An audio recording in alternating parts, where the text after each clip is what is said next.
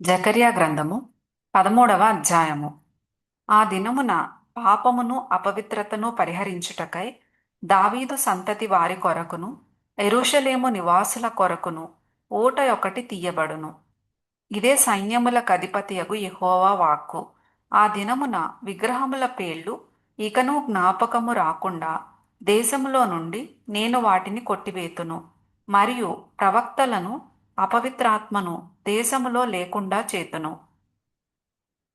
ఎవడైనను ఇక ప్రవచనము పలుక బూనుకొనిన ఎడల వానిని కన్న తల్లిదండ్రులు, నీవు యెహోవా నామమున అబద్ధము పలుకుచున్నావే, నీవికను బ్రతుక తగదని వానితో చెప్పుదురు. వాడు ప్రవచనము పలుకగా వానిని కన్న తల్లిదండ్రులే వాని పొడుచుదురు.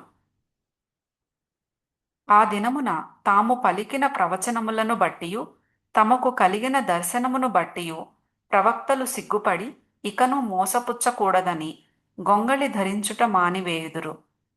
వాడు, నేను ప్రవక్తను కాను, బాల్యముననే నన్ను కొనిన ఒకని యొద్ద సేద్యపు పని చేయువాడనై ఉన్నాననును. నీ చేతులకు గాయము లేమని వారడుగగా వాడు, ఇవి నన్ను ప్రేమించిన వారి ఇంట నేనుండగా నాకు కలిగిన గాయములని చెప్పును.